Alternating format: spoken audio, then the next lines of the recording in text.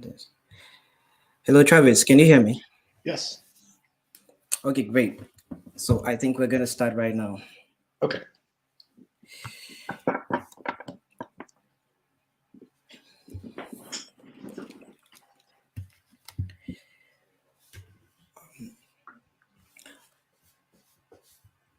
Okay.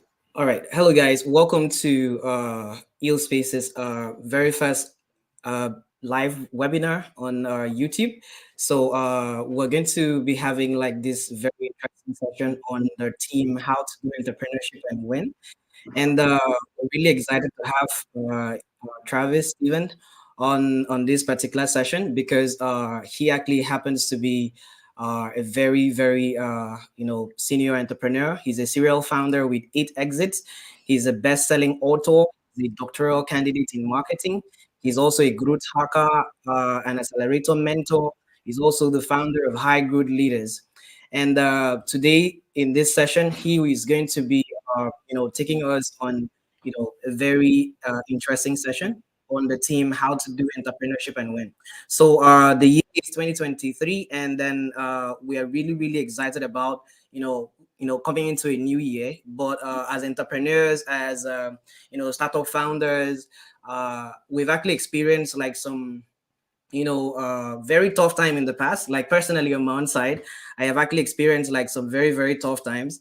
And I discovered, almost late. Yeah, I discovered almost late that entrepreneurship and building a business is not just about having an idea or being excited about entrepreneurship. It's way more beyond that, right? So it requires you to have like lots of insights on how to really build a company, build an organization, and then lead your team to success. So I really believe that this session is going to be like very helpful to startup founders and entrepreneurs who are looking forward to making it big in this new year. So in this session, Travis is going to educate us on how to do entrepreneurship and win. He's going to talk about several topics, which is going to be very useful for for business owners and entrepreneurs as they embark on building like an amazing business in the year 2023. All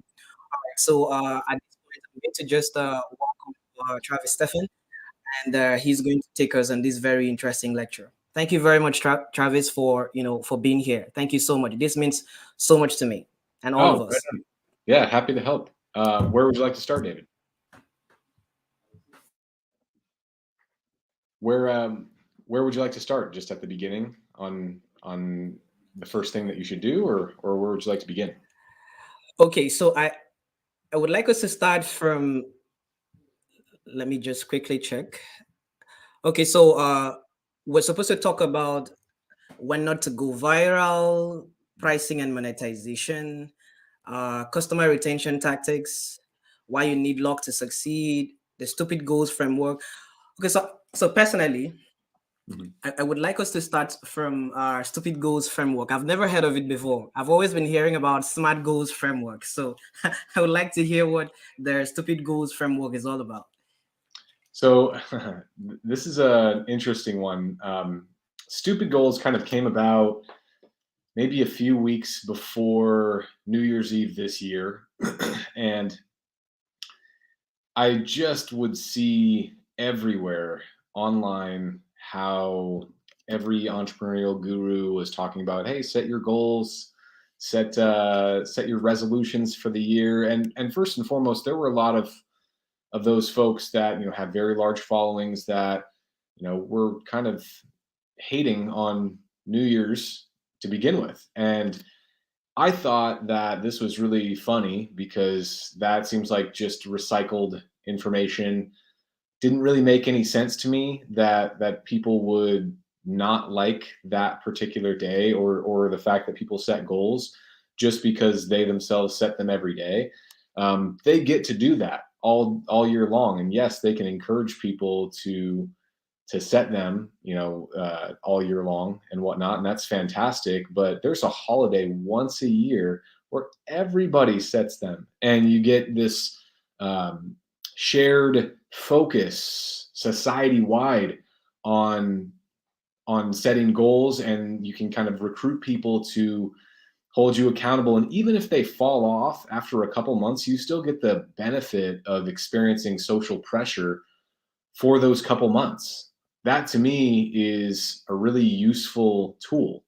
And it's definitely one that I embrace each year. In fact, you mentioned high growth leaders, and honestly, I have high growth leaders on all of my socials. I wouldn't really call it much of a business. It's more of a collective. And it is all about goals and really high achievers holding themselves accountable. And one of the conversations that we had was about the SMART goals framework, and how everyone, it was so prolific in society, the SMART goals framework, the specific, measurable, achievable, realistic, and timely. And I've been hearing about it since I was a kid. And if everyone knows about this framework that's supposed to be so good for setting goals, and yet most people are pretty mediocre, like living pretty simple lives and not really achieving the kinds of things that they've always dreamed of, the framework can't be all that useful, in my opinion. So what I started to think about, what's the contrarian perspective here? And I try to think through that lens as often as I can, because when you start to see something that's society wide, very prolific, generally accepted knowledge, and yet humanity is what it's always been, to me, that signals the downslope of the life cycle of any tactic. So SMART goals to me were on the downhill slope. It was no longer a useful tool to get ahead if the goal is to achieve quite a bit. So from my perspective, I figured, okay, what's the most contrarian, what's the most contrarian perspective here? How can I flip SMART goals on its head? And so we joked about it in a group and said, what if there were stupid goals? I said, that's funny. Let's think about it for a second. What were the best things about SMART goals? Obviously, it was specific, right? Time bound, S and the T. And then what's the worst thing about SMART goals? It was attainable and realistic, right? I hated those. I thought that why would anyone want to set what others feel are attainable or realistic goals when those others are typically looking for some excuse to continue doing what's comfortable for them?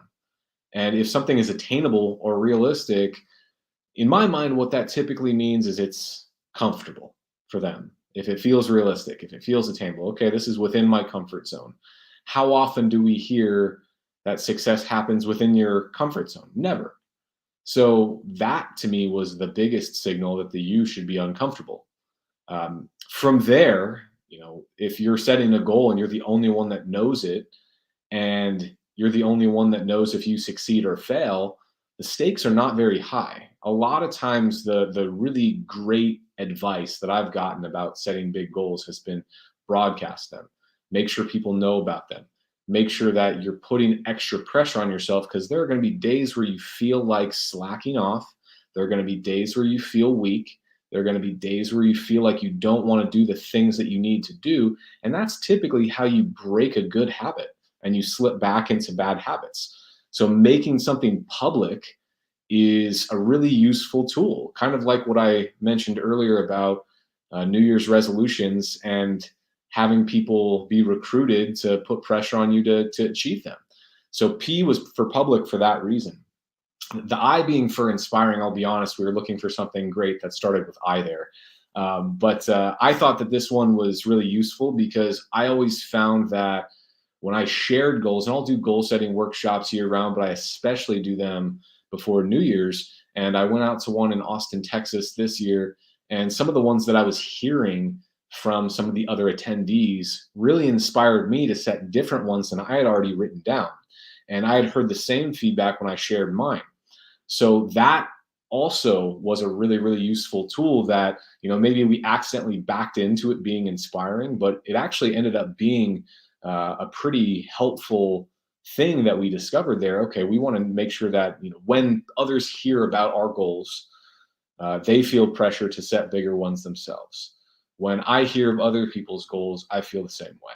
And then we kept data driven. That was also a holdover from SMART goals. I'm definitely a huge believer in using metrics. What doesn't get measured doesn't get managed, right? So like that's kind of the framework. And I found, it started off as a joke, and then it kind of caught fire online, and it still is kind of getting some traction today. So hopefully it's helpful for folks. Oh, okay. I was muted. Okay, so really that's so cool. That's so cool. So all right. So maybe I'll just be choosing stuffs that we're gonna talk about. Sure. Okay. So another thing I would like us to like quickly go on to is the part that has to do with customer retention tactics. So in the early days of my career as an entrepreneur, I ran a co-working space business in a small city in, okay, not a small city, big city. So it was a big city in in Akwa Ibom State. All right. So one of the things that I discovered was that it was very easy to get. Okay, no, it was not so easy, right? But when you're comparing getting a new customer to retaining the old customers, I discovered that it's actually more difficult to get a new customer, but easier to retain them. But personally, from the perspective of my let's say my knowledge then, right? So I was more interested in getting new customers. I wasn't really paying attention to retaining the existing customers, maybe bringing some amazing services and bonus to make them like very excited about the whole thing. So I discovered that sometimes I lost most of my customers. So I would like you to talk about, some customer retention tactics that small and mid-sized business owners can leverage on to, grow their customer and user base, so that they don't get to spend so much money in always trying to chase new customers, but rather just find ways to actually maintain the existing customers. Hmm. First and foremost, you're not alone in that you've kind of emphasized acquisition, or getting new customers, versus retention, or keeping the customers that you have. In fact, if you were to look on Amazon, or if you were to look on any of the large booksellers online, you'll find that books on customer acquisition and sales, so marketing and sales books, for example, will outnumber any books that have any semblance of customer retention attached to them, whether it's customer service, retention, churn reduction, customer satisfaction. The acquisition books outnumber the retention books 43 to 1. 43 to 1. And that's not because the authors are more interested in it. It's because most people are more interested in buying them, right? There's a psychological phenomenon that occurs and makes us feel as though growth comes from bringing in new customers. And while that is part of the process, it's far more expensive, it's far more labor intensive, and it will not lead to growth if, for example, you are churning out 20, 25, 30% of your customers or more every 90 days or every year, or whatever it is. The best companies in the world, the top 1% of companies in the world, are the ones that have top level retention and engagement. So an example of this kind of valuationally, let's say, for example, we look at social networking, right? Snapchat and Twitter, both of them have 33% retention, 33%. And they're both big companies. Snapchat has a $17 billion market cap. Twitter has a $33 billion market cap pre-Elon, right? Facebook, on the other hand, has a 92% retention rate versus the 33 from Twitter and Snapchat. Facebook, in contrast, has a $523 billion market cap. It's actually, that was an old statistic. I'm not sure what it is today, but at the time that I collected that data, it was a $523 billion market cap, more than 10 times either of those by far. I mean, more than 20 times what Snapchat was.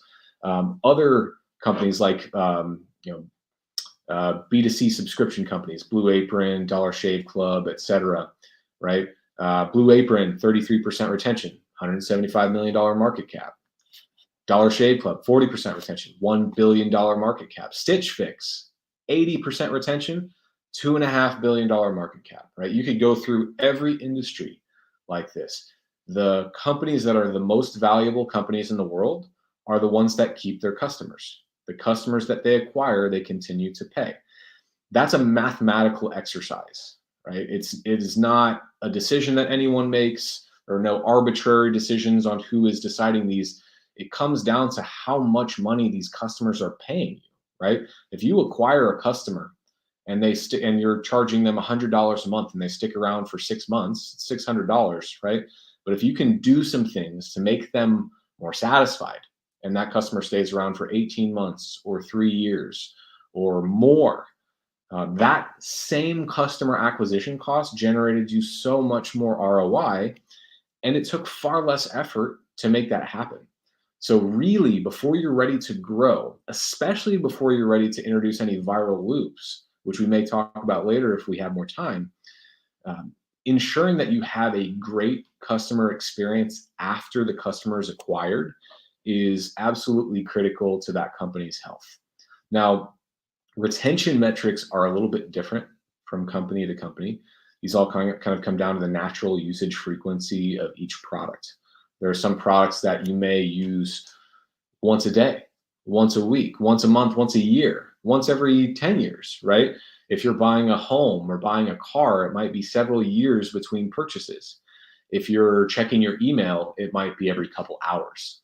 So retention rates are going to be different based on the type of product. The difference there is if you have a product that only has renewal or repurchases every few years, you're going to find that you have to reacquire that customer basically every single time. So it's almost like they aren't a recurring customer to begin with, which becomes very expensive and it becomes very difficult to scale.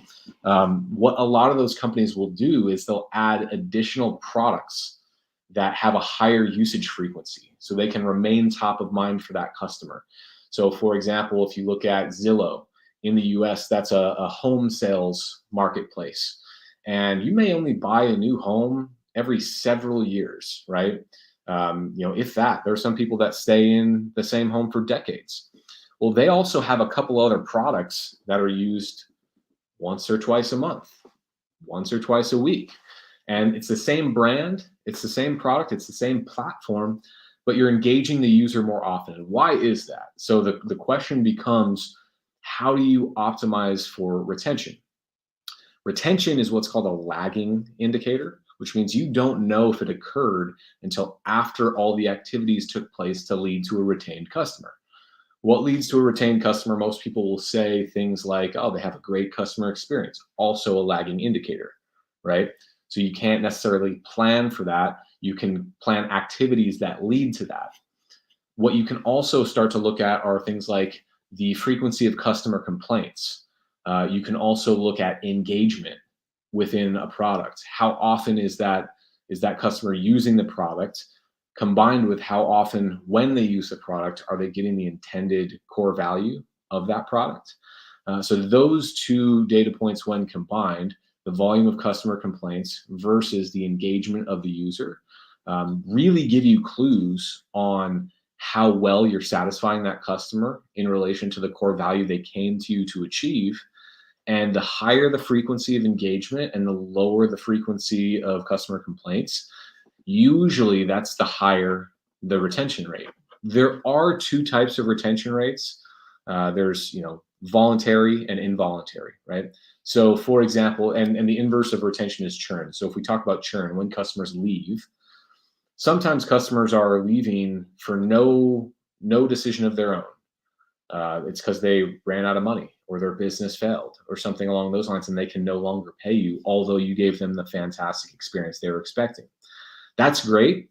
And that's a different problem than voluntary churn, which is a customer is able to pay. They're willing to pay, but they're not getting what they need from you. And they decide on their own to leave. Maybe it's for an alternative, maybe it's for a competitor. Those two things are solved in different ways. The latter, voluntary churn, is where most people focus because it's more within their control, or at least that's what their mind tells them. Involuntary churn, though, is also in your control. It's a targeting issue. So when you're acquiring customers, for example, this is where you can solve for involuntary churn. And you solve that problem by ensuring that you're marketing to stable customers that are in stable situations. Does that mean that if a customer who has an unstable business comes to you and wants to buy, you don't sell to them? No, you can, but you need to make sure that you're not spending money acquiring those customers, and you're not, projecting that you'll keep that customer for all that long, right? So through that lens, the one thing that I always tell people when they're starting a business is don't market to broke people, right? There's nothing against people who don't have very much money, but you can't build a business that way because they won't be able to pay you. Regardless of how awesome your product is, they don't have the money to pay you physically. Now, let's say you have an ad-driven model and you're showing those people ads. Maybe that lasts a little bit longer, but your advertisers are only going to stay with you for as long as those ads are generating revenue for them, because they're wanting those people that you're showing ads to buy from them.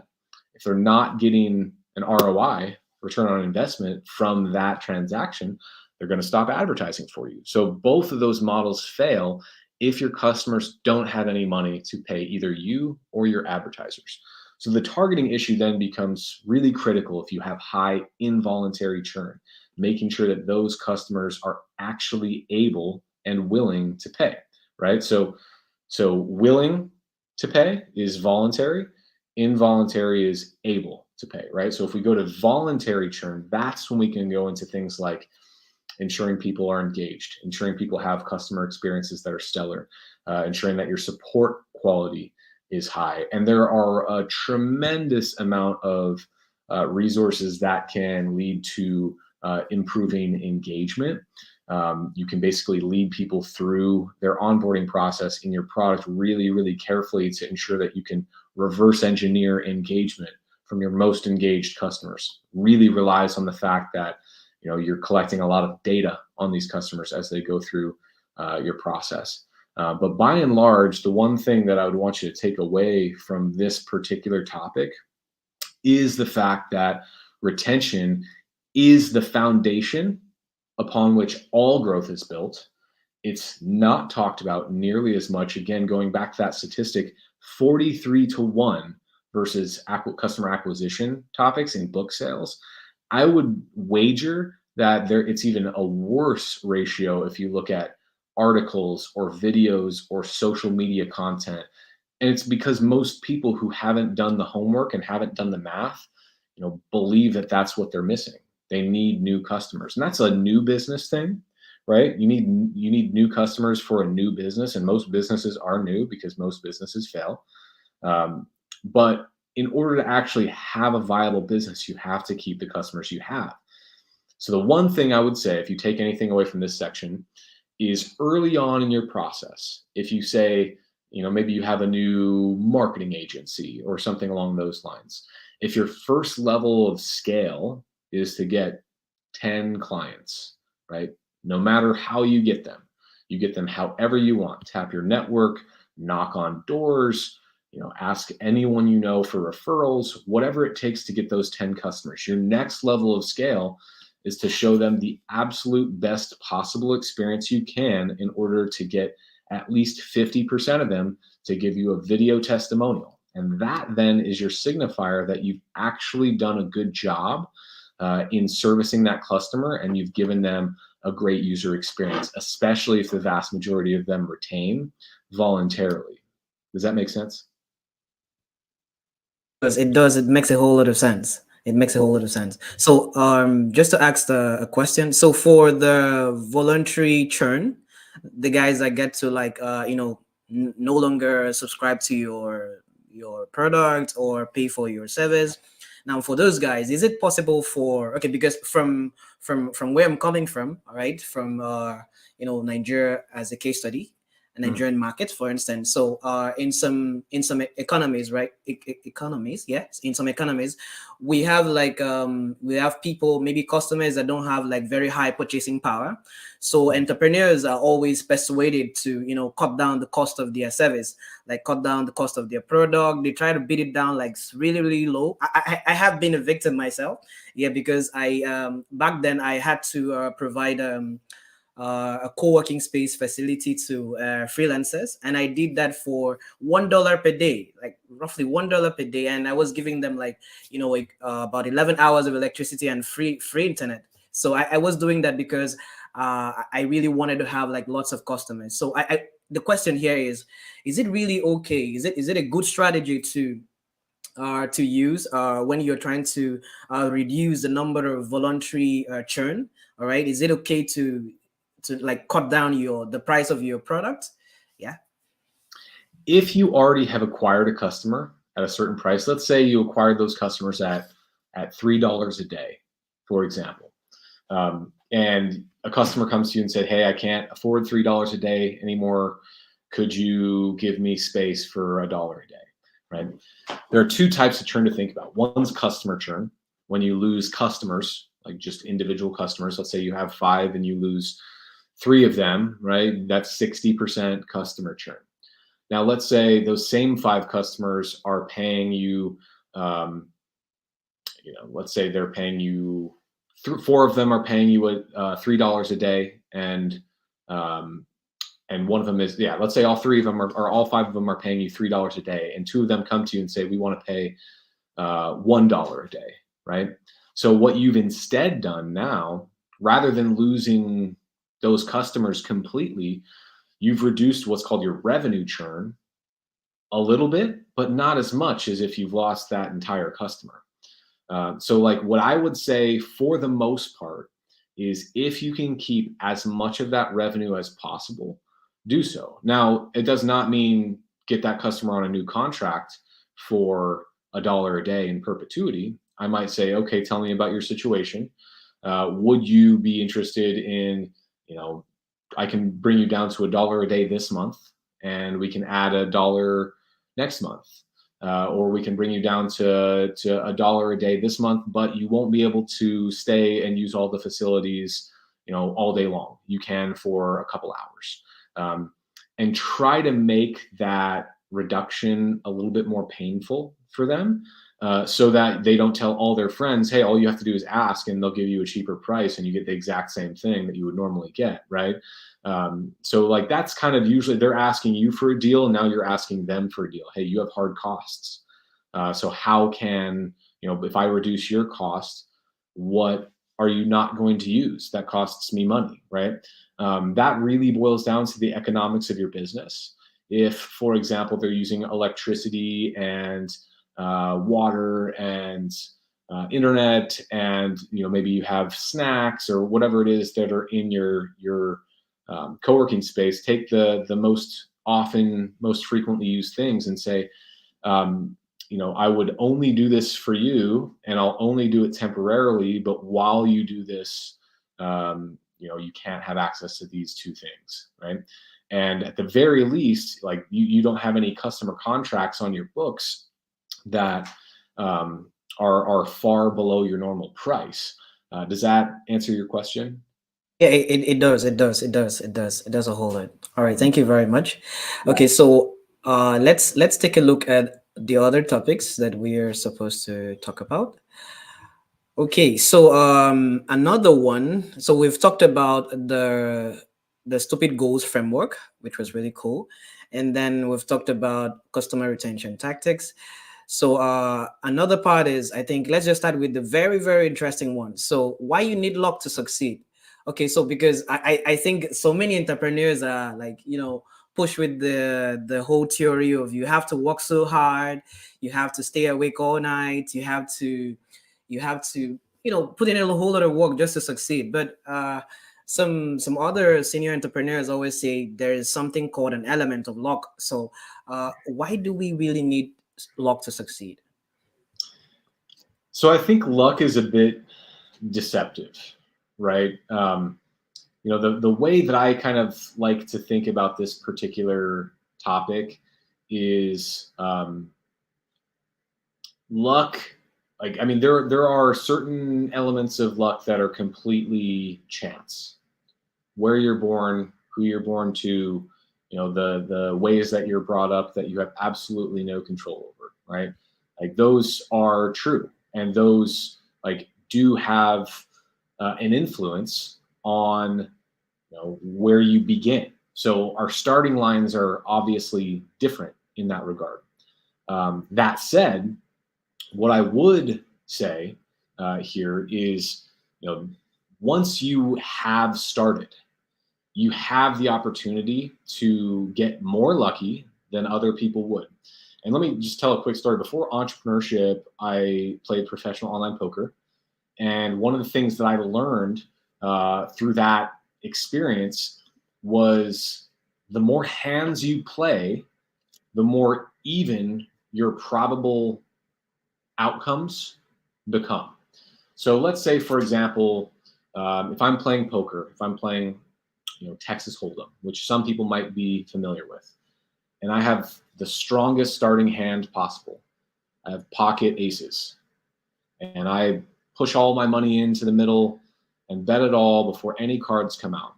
And someone else, brings in pocket twos, something really like I've completely dominated that hand, right? In that moment, I'm still only a 4-1 favorite. 20% of the time, that person is still going to beat me. I've made the absolute best decision I can with the information I have. And 1 out of 5 times, that person is still going to win. And that's luck, right? And that's just because it has one situation where the probability of the outcomes, it's much higher for me, much lower for them. So that person got lucky, right? And I got really unlucky. Now, if I were to play that hand over the course of, let's say that happens 3 or 4 times in a row in the same session, I'm going to start to tell myself this story, man, I'm really unlucky. I should stop playing. Now, if I were to play out that same situation 1,000, 10,000, 100,000 times, which you can do as an online pro, like I was playing 24 tables at a time over 2 widescreen monitors. I was playing thousands of hands a day. I wasn't even able to see the outcome of hands when I would finish, because there was something else happening so often. So the way to think about that is the more hands you play, the more evenly distributed luck becomes, right? Now, one thing to keep in mind here is there's a really good book from this doctor named Dr. James Austin. It was back in the 70s or 80s. And he wrote a book called Chase, Chance, and Creativity, The Lucky Art of Novelty. And he basically came up with the fact through his research that there are 4 different kinds of luck. Blind luck, which is what most people are familiar with, right? Blind luck is, being born to a wealthy family. Blind luck is winning the lottery, something that's very, very improbable and may only happen, once in 10,000 lifetimes, something along those lines, right? And you can't really get blind luck on your side. You can make it more likely that blind luck occurs if you put yourself in positions throughout your life to get lucky. But that doesn't mean it occurs at a higher rate. You just have more opportunities for it to occur. So the more often you play hands like you would in poker, or in the case of an entrepreneur, the more opportunities you cultivate, the more often you have the ability to experience blind luck. Now, his next type of luck that he talks about is luck from motion, right? And this is from consistent action persisted over time. The more often you're doing things, the more things that you create, the more exposure you get, the more webinars you do, David, the more people you engage with throughout those webinars, the more chances you have of having the right person click with exactly what you're doing and spread it to the perfect person, and suddenly you have captured lightning in a bottle, right? But that's something that occurs because of how often you are creating and putting things in the world and putting yourself in the opportunities to succeed. So the two parallels that you probably see between those kinds of luck right now are just putting yourself in those positions to succeed puts you in a position to get lucky more often. Now, the next one that he talked about was called luck in preparation. And this one really comes from, it's like a more niche kind of luck. It comes from, you have to have years of experience and super deep knowledge in a specific field, knowing what works, knowing what doesn't a lot better than someone else does. And what this does is it influences luck in your way because you actually can influence the probability of a specific outcome. You're actually more prime. Let's say, for example, we're back at the poker table. You're brand new. I've been playing for 30 years. I've read every book in the world and played against the best players in the world, right? I am by and large going to make better decisions than you are in that session. Now, you may experience blind luck, right? If you're playing really aggressively, you may even have some luck in motion because you're playing a lot of hands. But there's also that luck in preparation, knowing what to do on the fly, even if ultimately what it comes down to is probability. If I'm putting all of my money in when I'm a heavy favorite and very little of my money in when I'm not favored, and a little more, but not all of my money in when we're basically flipping a coin, even if I'm like a 51% favorite, right? Over the course of time, more money, the more hands we play, more money will end up on my side of the table. And that's the case too in business, right? If you are a deeper subject matter expert, you are much more likely to experience a technological breakthrough and an invention you're creating, or something along those lines, something that really resonates with the market than you would if you were brand new and you didn't have the same level of preparation. And then lastly, there's this other kind of ethereal quality of luck, this luck that's unique to you, right? And if you build a reputation because of your expertise, because of how much you're moving, so the luck in motion and the luck in preparation, and you're doing those things and you're starting to build a little bit more of a reputation, that becomes more of a magnet over the course of time. And as you start to pull in more people into your ecosystem, you get closer and closer, like you become kind of a magnet for those opportunities. And it's kind of a weird phenomenon. It's one of the more difficult types of luck to really cultivate, and it takes a lot of hard work over the course of time. But you may have found that the more entrenched you get in a specific area, the more often people think about you when they think about opportunities, even opportunities that you have nothing to do with.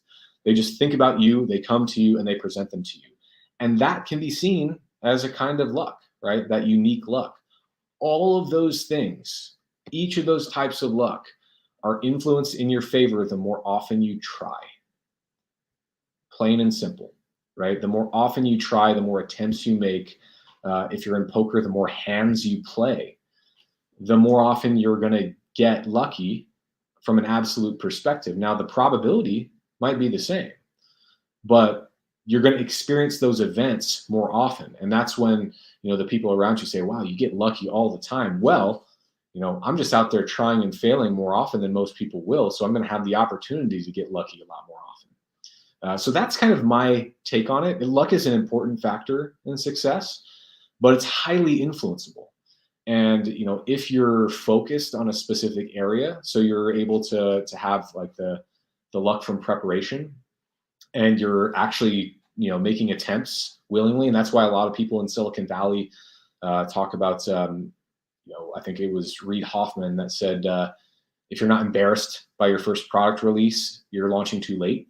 The more often you're shipping new features or new potential business ideas for customers and seeing how they resonate, that's luck from motion. Like if you don't ever try, or if you only try once, you're a lot less likely to get lucky than someone who's trying a dozen times a month. And, for that reason, going out and moving, going out and educating yourself, and going out and building a reputation for somebody who's, reliably adding value to others is going to just ensure that not only you put yourself in a position to get lucky, but luck starts to come to you without you even trying, because people think about you for certain opportunities. Does that make sense? It makes a whole lot of sense. It does. It makes a whole lot of sense. So I think my own, the point I've taken in this particular part is the fact that as an entrepreneur, so you have to like play more hands. Yeah, you have to play like a lot of hands. So play a lot of hands. That's more like in the poker table, but in entrepreneurial scenario, you have to try to reach out to a whole lot of potential customers. Yeah. So try to see how you can reach out to a whole lot of potential people that can buy your service. A lot of them will tell you no, but the more you reach out, the higher your chances of getting a yes. That's really great. Thank you very much, Travis. Thank you. Sure. Okay, so let's check out another one. So we've talked about why you need luck to succeed. Let's see which other one. When not to go viral. Yes. So yeah, I would like you to talk about that too. This one dovetails really well into the customer retention conversation that we had earlier. When you don't want to go viral, and by the way, viral, based on like when you think about like my book, Viral Hero, it talks about viral products. Doesn't talk about when people post things on YouTube or on social media and they get a lot of shares. In effect, those are not, you're not experiencing viral growth. You are a viral mutation of the virus of that platform. Like if, for example, you're posting a video on YouTube and that video gets 1 million views overnight, YouTube is what's going viral. You're just the viral mutation, right? Through the lens of COVID, you're Omicron, right? You're the new variant that prevents any vaccines from working.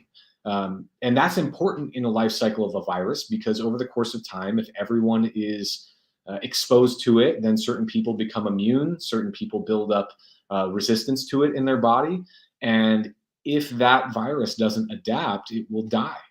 The same is true in, for example, natural selection, right? In evolution, the animals and the organisms that don't adapt will die off.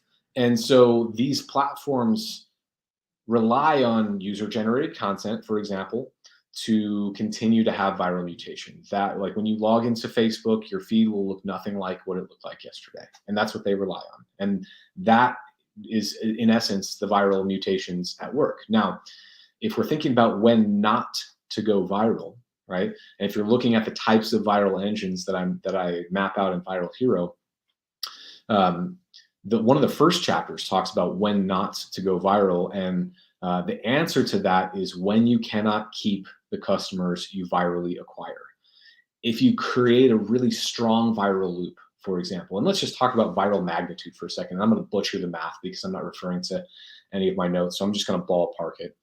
Let's say you have a viral factor of 1.0, which means for every one customer that you bring through non-viral channels, ads, whatever they are, that customer is going to bring one other customer back to you, right? And then that customer will bring one other customer back to you. It's a really strong thing. It's also unsustainable because eventually you're going to run out of people on the planet. Now, the important part about that is also the viral cycle time. How quickly does that phenomenon occur? Let's say it's, let's say, for example, it's like the viral factor is, let's say it's 2 days, something like that, right? Or let's say, for example, it's 5 days, right? Let's say that your viral factor is 1.0, you seed it with 10 customers, 5 days. At the end of that period, you might have, I want to say it's something like 120 customers at the end of like a 2-week period, something like that, right? If you reduce that viral cycle time, the amount of time it takes for a loop to complete, to 2 days, that 120 users turns into like 26,000. If you reduce it to 1 day, it's like 25 million, right? So it's the exponent in the equation. So the more loops that can take place, the more virality happens and the more people recruit other people. The problem with that is if you don't have a really strong retention rate, you may, let's say you have a really fast viral loop. I think YouTube's viral loop early on was like an hour, right? It took not any time at all for someone to come to their site, watch a short video, share it with a friend. They come in, they become a user of YouTube as well, and they share it. So like very, very fast viral cycle time. And if YouTube, for example, only had one video and they had no mutations, suddenly within a day, everyone on earth would have seen that video and no one would have ever come back to YouTube again. They would have churned out every single one of those customers and no one would have ever heard of them. However, because of the fact that they have all these viral mutations, their retention rate pops up. There's always new things to see on YouTube. Everyone is creating videos all the time. That's when they start to pay creators and they have ad sharing, like revenue sharing with creators. And there's an incentive for people to bring, content to the platform. That's a retention play from YouTube. That's a retention play from any of the social media platforms. And the reason why that's important is because if they have a really strong viral coefficient, viral factor, and a really fast viral loop, and they have a really fast ramp from zero to, like, so for example, everyone was talking about Chat GPT recently and how quickly it got to 1 million users within a couple days. And their ramp was really fast. Now, let's say, for example, there's a very small window of things that Chat GPT could do. And you could experience all those things in your first session, and then you would never see anything new. You would acquire everyone, all those million users within 3 days, and then suddenly your graph would turn upside down and you would lose everything. And that's it, right? So I think you've seen this in a lot of companies recently. I think Clubhouse was one of them. Maybe 6 or 7 years ago, I think Pokemon Go was a big one. Everyone went out and started doing this, and then you're seeing crowds of people outside, and suddenly no one is, right? And it's because everyone experienced it, and then they left. And so keeping those experiences different or unique is one way for those platforms to add value. If you have a utility, like a B2B SaaS or a CPG company, things where you can continue to enjoy those benefits over the time, you have a better chance of retaining that customer, and your viral loops actually can work really well for you. And they can be tools that can make you a multi-billion-dollar company if you play your cards right. But if you can't keep your customers, you should in no way have any business building viral loops ever, because if they work, it will kill you. That's kind of the main thing to keep in mind there. Does that make sense? Yeah, it does. It does. It makes a whole lot of sense. I actually wanted to say something about the Chat GPT part, because they got like 1 million users in 5 days, and just like you've mentioned, if at all, those million users actually, got to use the platform, and then they discovered that it's not as interesting as the viral marketing that they used, then they wouldn't be having returning customers. That's true. That's right. Let's do one more. Should we do one more? Yes. Okay. Another one. Let's see. So we have pricing and monetization. Okay. So I like anything that has to do with treasures. So Travis, Steffens sells treasure map. So what's that about? So I have this talk that I sometimes give called Build a Treasure Map. And in essence, it's a longer talk, but I'll sum it up pretty quickly. So when you think about sales, for example, and I know it's kind of ironic because we focus on retention a lot on this call, and it is most important. But when you do focus on sales, for example, the easiest sale to make in the world, let's say I take a $20 bill out of my pocket and I hold it up and I say, I will sell you this $20 bill for $1. Everyone in the world is going to do that, right? No one is going to turn that down. I mean, some people might ask, what's the catch? And if I say there's no catch, I'm selling you this authentic $20 bill for $1, they're going to do it. Now, if I were to instead say, somewhere in this room, I've hidden a $20 bill. I've made a treasure map that's going to walk you by the hand all the way to that $20 bill. And by the way, you can call me if you get confused along the way. I'm going to sell you this treasure map and then my phone number for $1. Most people are going to do that too. Now they have to do a little bit more work to get there. But they more often than not will buy that treasure map, assuming it's authentic, right? So the question then becomes, how do I prove the authenticity of the treasure map? And how do I get that treasure map in the hands of as many people as I can? If you use that metaphor as the way you sell, it's a lot easier to think about a better sales process, because the people that are buying your product, David, they don't want your product. They want the outcome that your product gives them. If someone's buying a treasure map, they don't want a treasure map. They want the $20, right? The treasure map is just a tool for them to get the outcome, which is the money.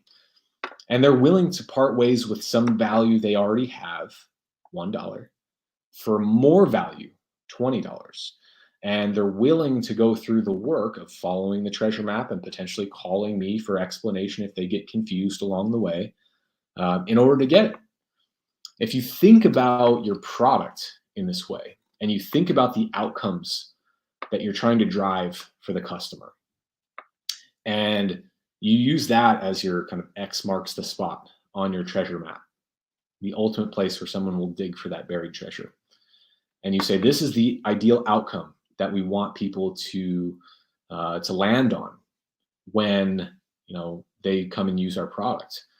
The real task for you during your marketing process, your sales process, your activation process, and then your customer service process is all geared towards, I'm helping someone follow the dotted line on the treasure map all the way to the X, right?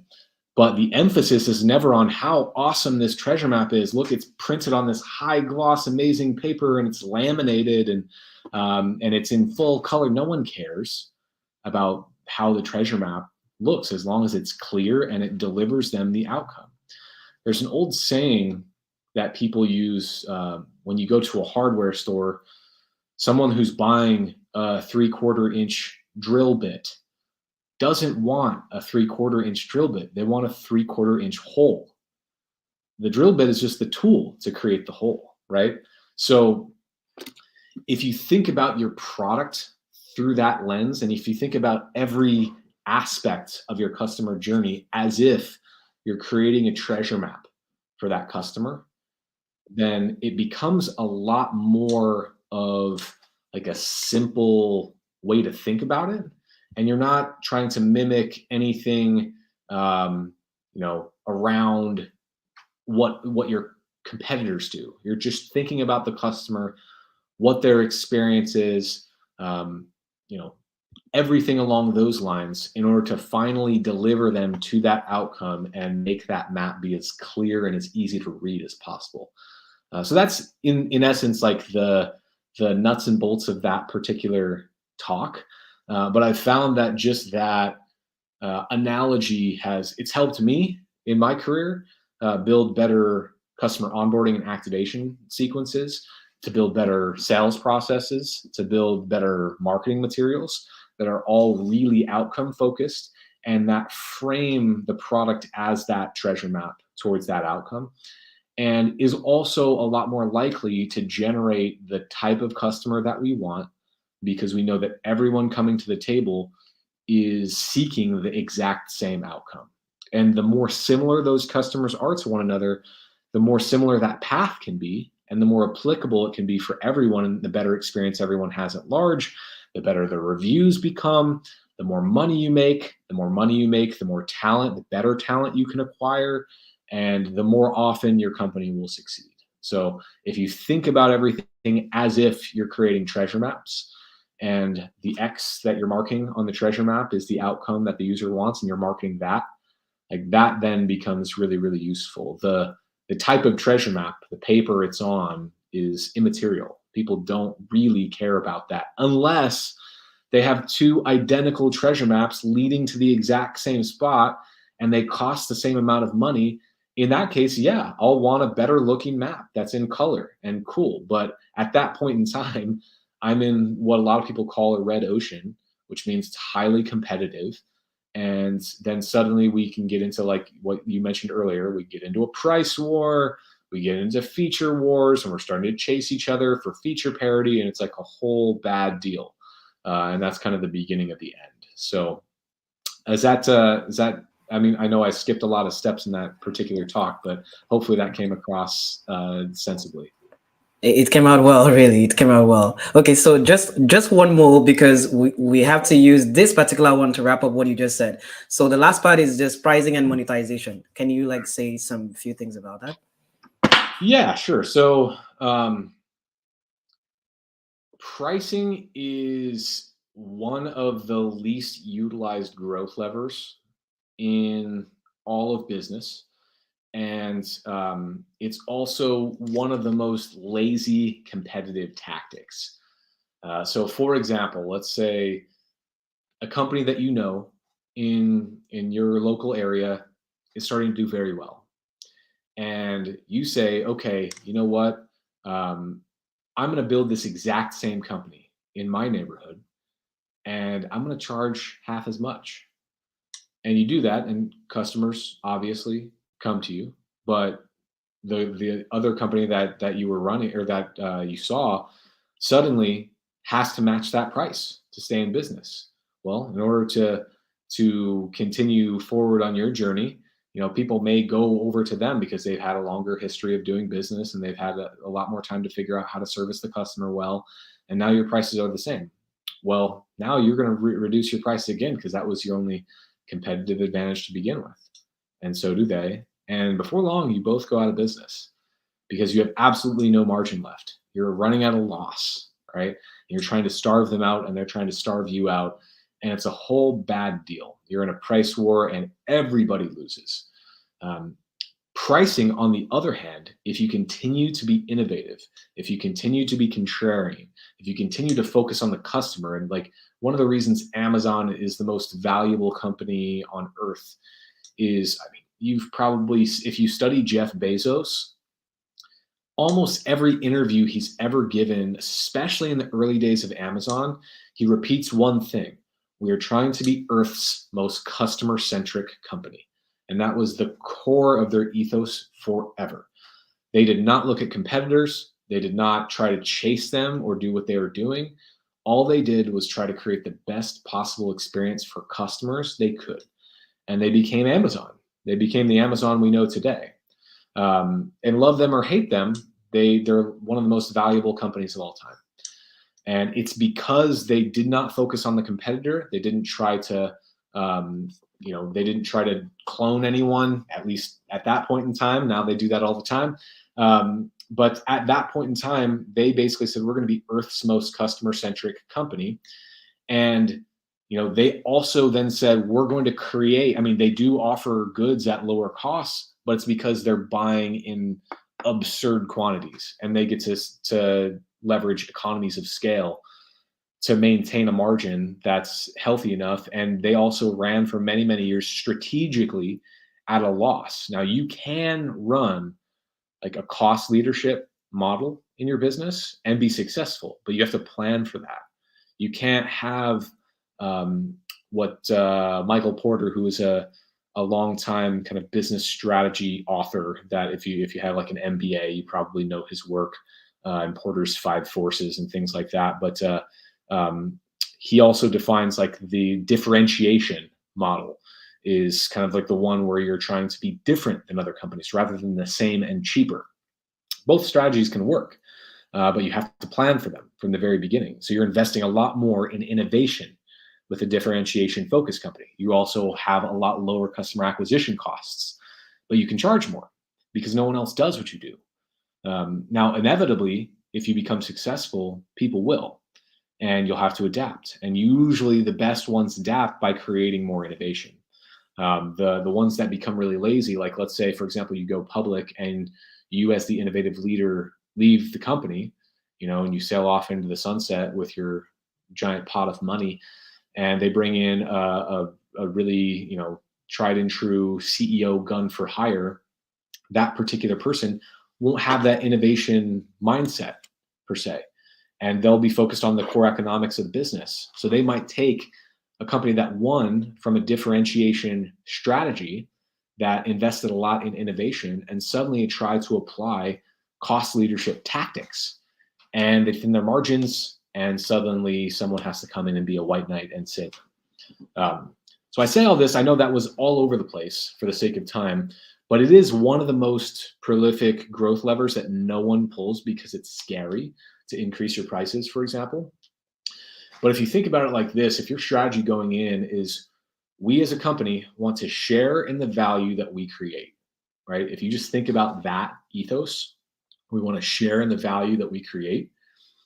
If you just take that approach, and then over the course of time, your innovation around a specific product allows you to create more value, you're going to take a proportionate share of the value that you create.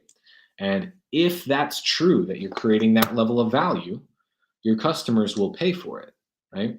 And if you're actually innovating, you're not going to have a direct competitor on what you're doing, because that's not what innovation is, right? You're the first.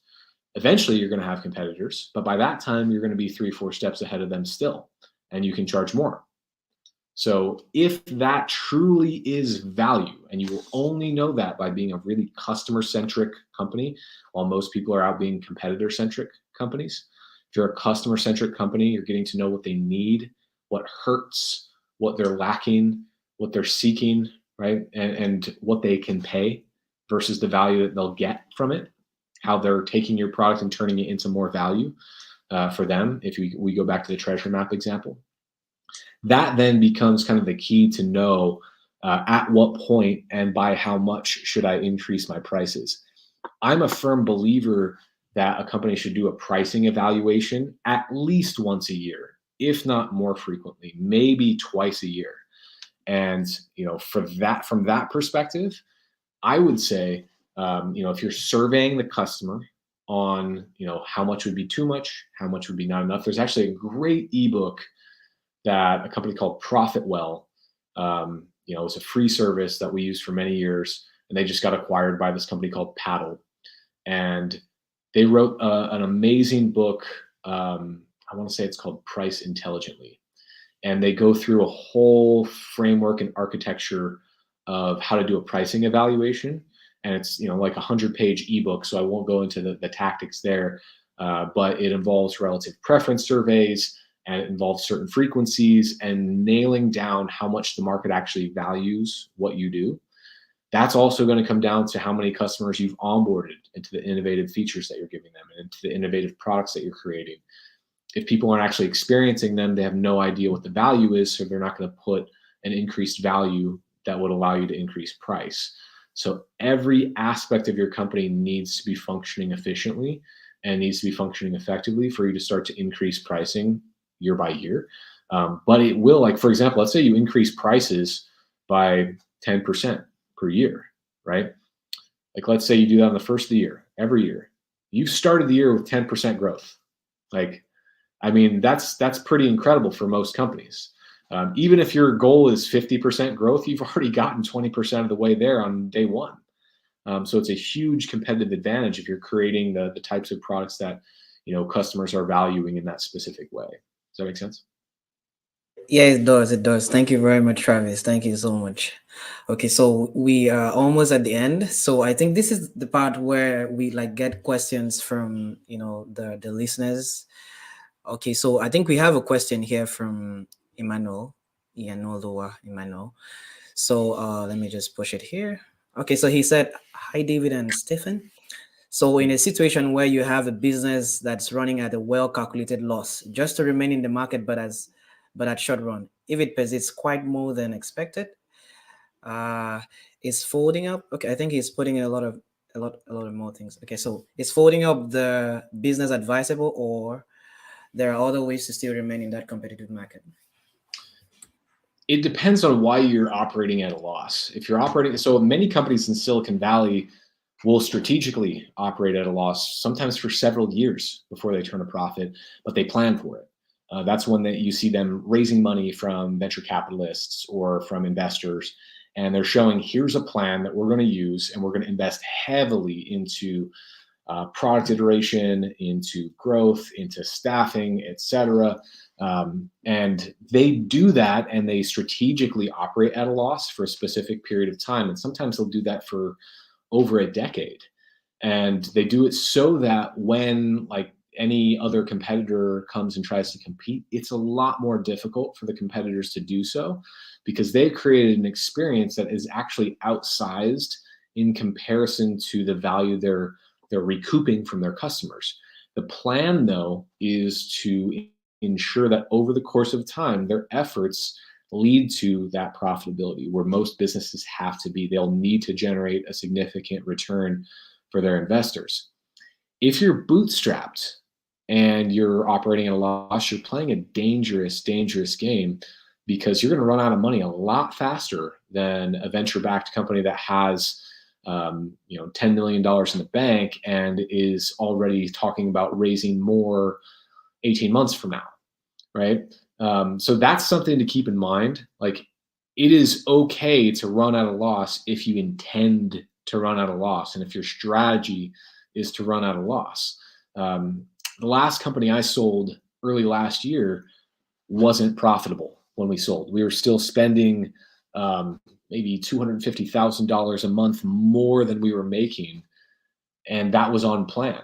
And so when we sold, we basically, like, the company we sold to also was not profitable. I think they were burning $400,000 or more per month, and that was on plan for them. And so their investors were not only were they amenable to that, they encouraged it because they knew the formula, right? If you're the one that's funding the business and you did not intend to run at a loss, but you're having to, it's usually a signal that you haven't created enough value for your customer. And what I would do for you, or what I would advise you do for this problem, is get a lot closer to the customer and try to figure out, A, is this customer able to pay, like we talked about earlier, right? Are they able to pay? Are their circumstances such that they're able to pay what I would need them to pay for this business to be economically viable? And B, are they willing to pay? And if not, why not, right? And that's usually down to the fact that what your product offering isn't valuable enough to them to pay that outsized amount that will allow you to recoup. That's usually a signal that I've found, anyway, more often than not, that entrepreneurs will start a business because they had an idea. The better way to start a business is to get super close to a customer with money, like maybe 20 or 30 of them. Interview them so deeply that you know every single thing about them, the business they run, exactly, how they do what they do, etc., and create solutions based on that information and based on the amount of value. And when you're talking to them, hey, if we create this and it works like that, would you pay X, right? Would you be willing to pay for like the first month so that we can fund the business, etc.? And then you will get special pricing forever. Like, things like that can be early signals and early tactics for customer validation. And the more closely you can get to know that customer, that prospective customer, and the more that they can trust you, the more likely that is to occur. So I would just look at the actual tangible value that you're creating for the customer, or the way you communicate that value to the customer. Like, for example, any of the companies that I advise, one of the first things I tell them is put the value front and center. Like, so for example, I'm advising like which one should I say here? A two-sided marketplace that does liquidation in unused merchandise in the fashion industry. So they're basically like any retail location that has clothes that aren't selling, they'll put them on this platform, they'll resell them to another vendor. And one of the first things we talked about was the fact that we want you to put the average amount of time that that person is able to liquidate their unused inventory right front and center as soon as the customer logs in, as well as the amount of money they've made from the platform and selling their unused inventory and that sort of thing. So you're articulating the quantitative value, inarguably, to the customer up front so they know this is how much I'm paying versus this is how much I'm making. If the amount they're making is always more than what they're paying, you're going to keep that customer. Otherwise, they'd be giving up extra value. So keep that in mind as you think about operating as a loss. Okay, thank you very much, Travis. I believe Emmanuel must have gotten like some good ideas from what you've just shared. Oh, great. So we have another question here. So it's very interesting, I think. So it says, how can I solve the chicken and egg problem in a social network startup? Yeah, you're talking about what's called the cold start problem in any sort of two-sided marketplace, especially like a user-generated content social platform, right? There's zero value in a social network with no other users on it. There's immense value for a social network that has millions of users on it. Early on, it's the most difficult that business will be. Andrew Chen first and foremost, I would advise you go get The Cold Start Problem by Andrew Chen. Andrew Chen was an early growth lead at Uber, who's now a partner at Andreessen Horowitz, which is a kind of tier one venture capital firm in Silicon Valley. And he writes very, very articulately about this exact thing.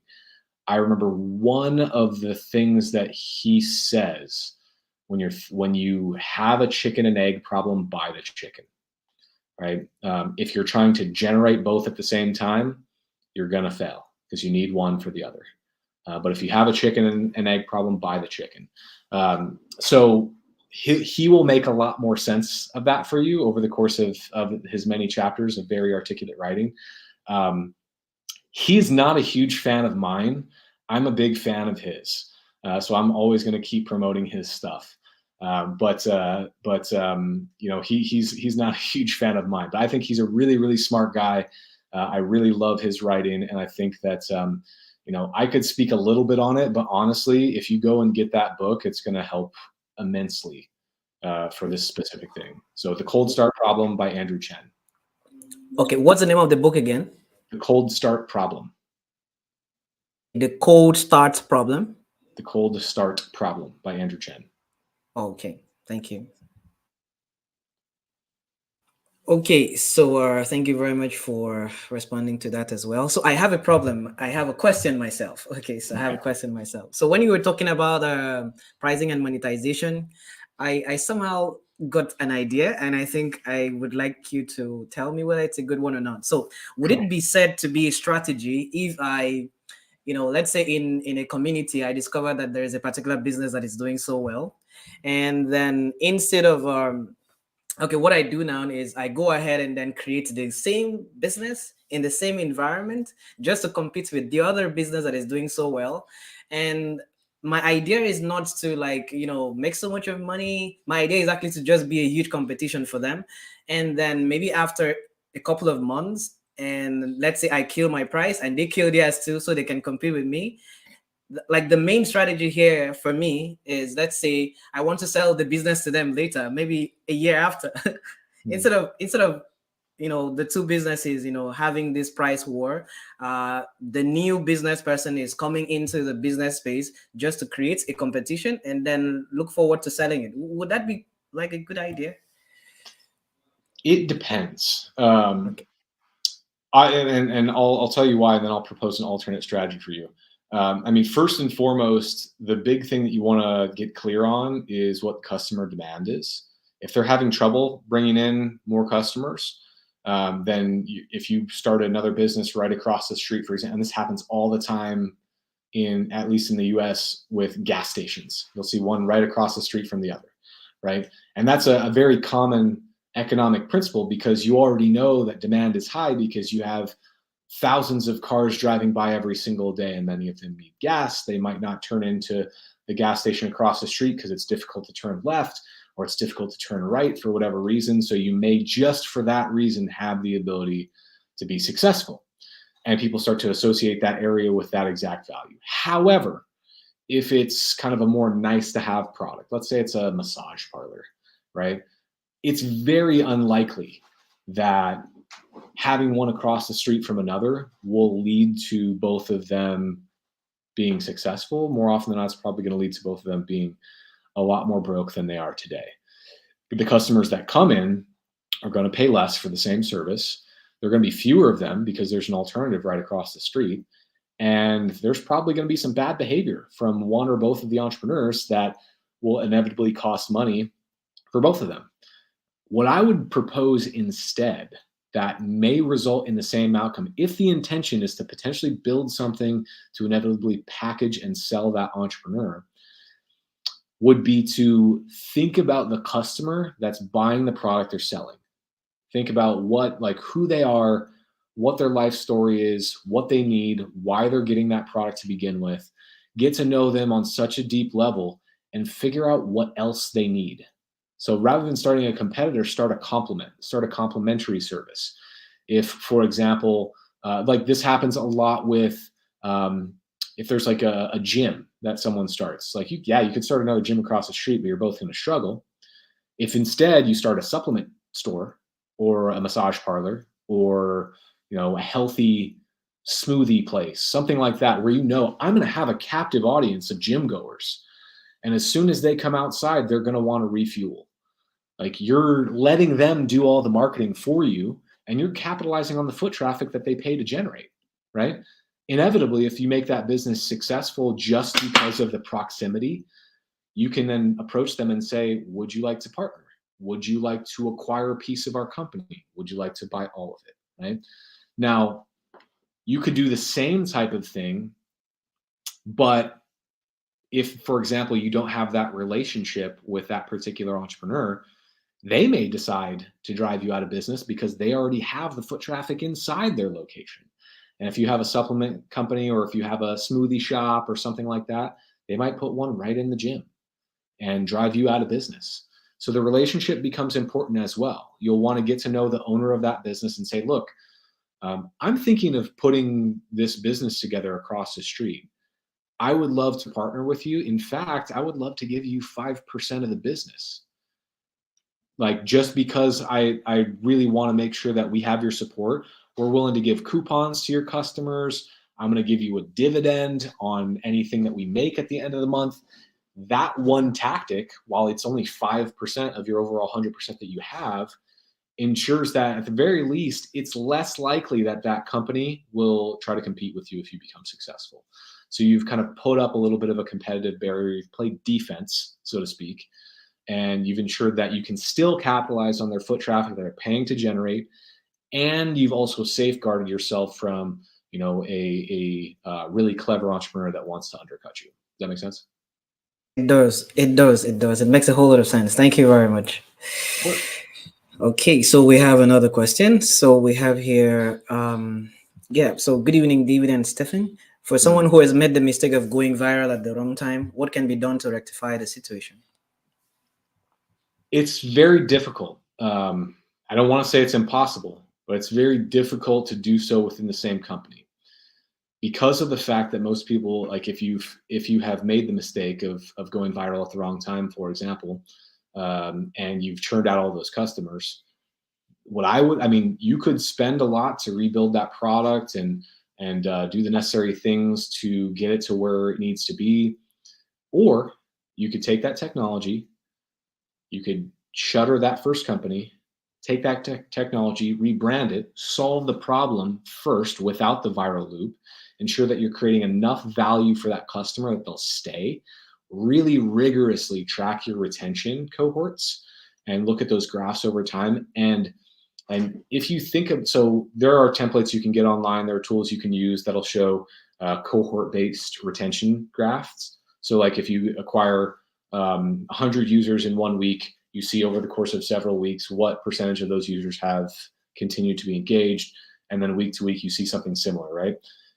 That same graph can be put into a line graph. As long as your retention continues to slope down to 0, you're in trouble. And you don't want to add any viral loops. It's not until you see retention start to level off and give you like a reliable retention rate over time that you want to start thinking about viral loops. So what I would do is I would take the core value of the product, and depends on what it is, but take the core value of the product, reapply it under a different brand so it feels like a new experience to the customer, make it look and feel a little bit different, remove any of the viral loops or remove any emphasis from the viral loops, for example, until you've solved your churn problem. And until your graph levels off, do not introduce those viral loops again, because what you'll find is it's just going to be a ticking clock. You may grow, grow, grow, grow, but eventually that slope is going to go down to zero. If you try to sell that company, or if you try to raise money for it, if it's like a savvy investor or acquirer, they're going to do the math and they're going to realize this is a leaky bucket. We're not going to buy this. Now, you might get lucky. It's entirely possible. You might. I have once before in my career where the company that bought us had a really strong retention rate, and they just wanted a couple of the features that we had, and they wanted our user base. They didn't actually want the entirety of the product, so the churn rate was less important to them, and it was a really good decision. But for most cases, you'll want to start fresh and let retention level off. Now, you might depending on what your situation is, you might be able to remove that viral loop now and stabilize retention with the existing product. It's really going to come down to your situation. But regardless of what you do, make sure that that retention curve is flat at some point in time to ensure that you don't bleed out all those customers. All right. Thank you very much, Travis. Thank you very much. So there's another question here. It says, how do we manage a business based on an idea that is very important now, but projected not to be so needed in the next 2 years? So the thing that you want to keep in mind here is think about the outcome that you're generating for the customer. Let's say I was talking to an entrepreneur yesterday that we're working with in one of my consultancies, and they have a company that makes CBD, and for that particular company, the outcome of their product, for example, is better sleep quality, less anxiety, less chronic pain, things like that. They were seeing themselves as a CBD company. And I basically said, look, you're thinking about the dotted line on the treasure map, and you're identifying there. You're not identifying as the X. What's the outcome? You're a sleep company. You're a pain reduction company.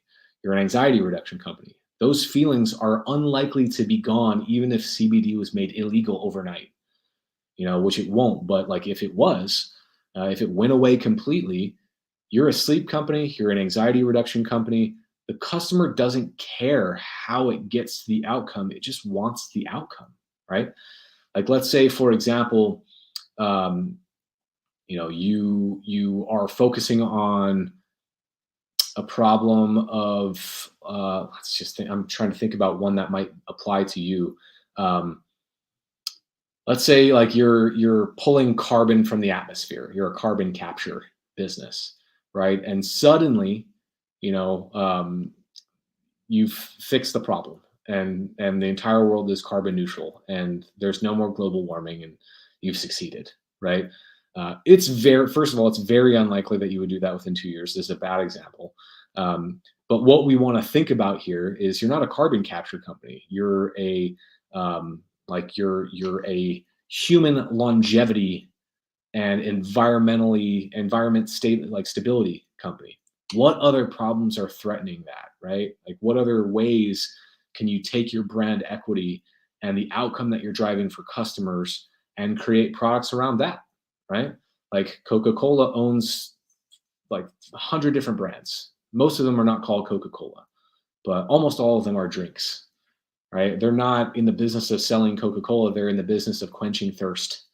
And there are many, many, many different customers that have different types of thirst that would never touch caffeinated sugar soda, but would absolutely drink natural, organic green tea. And they don't want anything associated with Coca-Cola for that. So Coca-Cola is like, how do we quench those people's thirst? Let's start a new brand and let's make that our mission. But we're still going to use the exact same infrastructure and staff and financials and revenue and so forth. Hopefully that's useful. Okay, so I think Edwin is going to like maybe tell us thank you or something if he finds that really useful. But for me, I really find that really useful for that question. Okay, so I think we are at the end of this webinar, and I don't know if at all we have any other question. So thank you very much, Travis, for being here. Really, I am saying thank you on behalf of like I think almost about I don't know if it's because of the change of time, but we're expecting way more people than this. Yeah, but because we have a community of over 900 people, 900, both talents and business owners on WhatsApp. So yeah, so I'm saying thank you on behalf of them because I'm sure that later on they will watch this video and then they will get to learn a whole lot of things. And then also, guys, if you want to like learn more from Travis, because Travis posts a whole lot of cool stuff on LinkedIn. So please just check out go search for Travis Steffen on LinkedIn and then just try to follow him and get to he shares a whole lot of free stuff. Like it's too good. Like it's too good, really. So Thanks. uh you will get to learn a whole lot of things. So just try to follow Travis on LinkedIn and thank me later. Yeah. So Awesome. all right.